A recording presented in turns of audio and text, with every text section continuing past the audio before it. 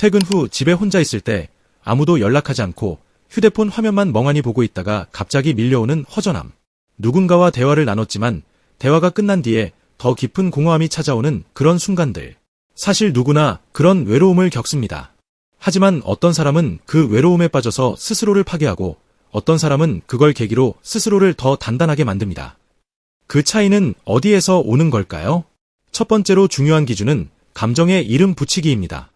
외로울 때 우리는 막연한 불안, 짜증, 무기력함을 느낍니다.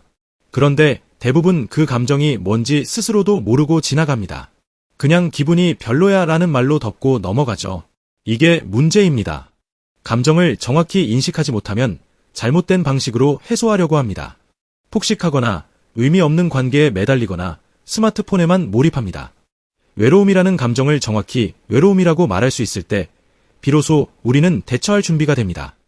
단순하지만 강력한 방법은 일기처럼 오늘의 기분을 한 문장으로 써보는 것입니다. 나는 지금 사랑받지 못한다고 느껴, 또는 지금 이 순간 너무 허전해서 누구라도 곁에 있었으면 좋겠어. 이처럼 감정에 이름을 붙이면 그것에 휘둘리지 않고 객관적으로 바라보는 힘이 생깁니다. 두 번째는 사람보다 루틴에 의지하기입니다. 외로울수록 우리는 사람을 갈구합니다. 누가 나한테 메시지를 보내줬으면, 전화 한 통 해줬으면, 누군가 따뜻한 말을 해줬으면 하는 마음이 커집니다. 그런데 이럴수록 관계가 왜곡됩니다. 상대간을 위로해주길 바라며 무의식적으로 집착하거나 기대하게 되고 그것이 충족되지 않으면 더 큰 실망과 외로움으로 이어집니다. 그래서 정말 중요한 건 관계보다 루틴에 의지하는 것입니다. 매일 같은 시간에 일어나고 간단한 운동을 하고 아침에 찬물로 얼굴을 씻고 하루에 하나는 내가 정한 작은 목표를 해내는 것, 이처럼 삶의 구조를 주는 루틴이 감정의 파도를 막아주는 방파제가 됩니다. 외로울수록 나를 지탱해줄 사람을 찾기보다 나만의 생활 리듬을 다시 세우는 게 먼저입니다. 루틴이 자리 잡히면 그 다음엔 좋은 관계도 자연스럽게 따라옵니다. 세 번째는 별표 나를 평가하는 시선에서 벗어나기입니다. 외로운 사람의 특징 중 하나는 남의 시선을 과하게 의식한다는 점입니다. SNS에서 타인의 삶이 더 멋져 보이고 나는 너무 초라하게 느껴집니다. 직장에서 누가 나를 무시하는 것 같고 내가 잘하고 있는지 아닌지 항상 불안합니다. 이 불안은 외로움을 심화시킵니다. 왜냐하면 나는 부족하다는 느낌이 들수록 누군가가 나를 채워줘야 한다는 생각에 빠지기 때문입니다. 이 감정을 멈추는 유일한 방법은 평가의 기준을 남이 아닌 과거의 나로 돌리는 것입니다. 지금의 내가 일주일 전보다 더 나아졌는지, 어제보다 조금이라도 성장했는지를 기준으로 삼는 훈련이 필요합니다. 외로움은 결국 자기 자신과의 관계에서 비롯됩니다. 내가 나를 인정하지 않으면 아무리 많은 사람이 곁에 있어도 외로움은 사라지지 않습니다. 그래서 남의 시선을 줄이고 나에 대한 이해를 늘려가는 것, 그것이 외로움에서 벗어나는 핵심입니다. 네 번째 기준은 회피형 행동을 반복하지 않기입니다. 많은 사람들이 외로움에 빠지면 가장 먼저 하는 행동은 도피입니다. 방 안에서 유튜브를 무한으로 보거나 의미 없는 연애를 반복하거나 감정 없이 술을 마시는 식입니다. 문제는 이런 회피형 행동이 외로움을 해소하지 못한다는 점입니다. 오히려 일시적으로 감정을 잊게 해주지만 끝나고 나면 훨씬 더 공허해집니다. 이는 감정을 마취시키는 것과 비슷합니다. 한동안은 괜찮아 보이지만 점점 무감각해지고 삶의 활력이 사라집니다. 외로울 때일수록 도피가 아니라 정면 돌파가 필요합니다.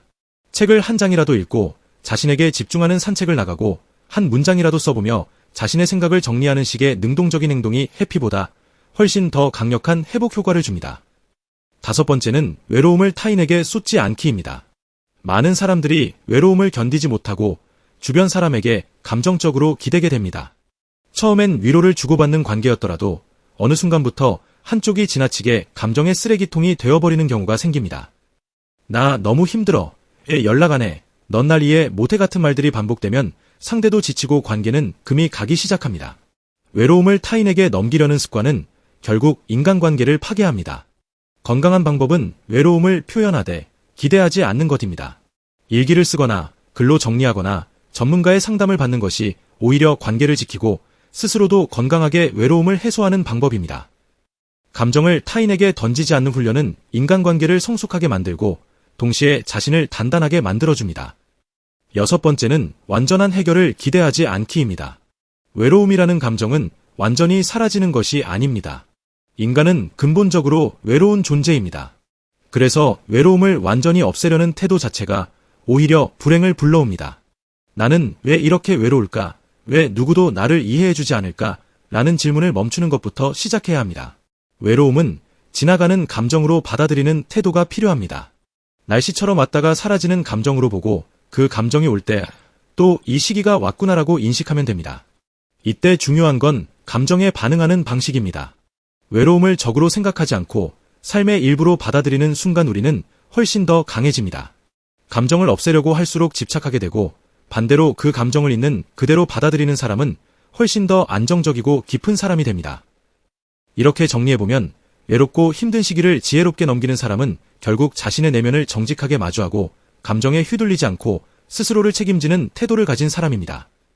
감정을 정확히 인식하고 사람보다 루틴에 의지하며 평가에서 벗어나 자신에게 집중하는 것, 그리고 회피하지 않고 감정을 타인에게 넘기지 않으며 완전한 해결을 기대하지 않는 것, 이 6가지는 단순히 외로움을 이겨내는 법이 아니라 삶을 더 깊고 성숙하게 만드는 원칙입니다. 혹시 지금 이 영상을 보고 있는 분들 중 누군가가 외롭고 지치고 말로 표현하기 힘든 감정 속에서 하루하루를 버텨내고 있다면 지금 이 순간을 기점으로 아주 작은 시도라도 해보시기를 바랍니다. 완벽하게 뭔가를 바꾸겠다는 거창한 결심이 아니라도 괜찮습니다. 그저 단 하루 자기 감정을 천천히 들여다보고 그걸 글로 적어보는 것부터가 시작입니다. 꼭 일기처럼 길게 쓰지 않아도 괜찮습니다. 오늘 무슨 생각이 들었는지, 무엇이 가장 마음을 무겁게 했는지, 누구에게 어떤 말을 듣고 싶었는지를 아주 짧게라도 써보는 것이 좋습니다. 이렇게 자신의 감정을 종이에 옮기는 과정은 생각보다 훨씬 강력한 힘을 가지고 있습니다. 막연하게 떠다니던 감정들이 글자로 정리되는 순간 그 감정에 휘둘리기보다는 내가 한 걸음 떨어져서 그 감정을 바라볼 수 있는 여유가 생깁니다. 외로움은 단순히 혼자 있는 시간 때문이 아닙니다. 많은 사람들이 주변에 아무도 없어 외롭다고 느끼기보다는 마음을 공유할 대상이 없다고 느낄 때, 혹은 자기 자신과도 연결이 끊긴 듯한 느낌이 들 때 더 깊이 외로워집니다. 누군가가 옆에 있어도 내가 나 자신에게 무관심하고 내 감정을 놓아버린 상태라면 그 외로움은 오히려 더 커질 수 있습니다. 오늘 영상이 마음에 와닿으셨다면 좋아요와 구독 버튼 꼭 눌러주시고요. 댓글로 내가 외로움을 이겨냈던 방법이나 지금 내가 느끼는 감정을 나눠주셔도 좋습니다. 우리는 누구나 외로움을 겪고 누구나 그걸 이겨낼 수 있습니다. 다음 영상에서도 현실적인 삶의 이야기로 여러분 곁에 있겠습니다. 감사합니다.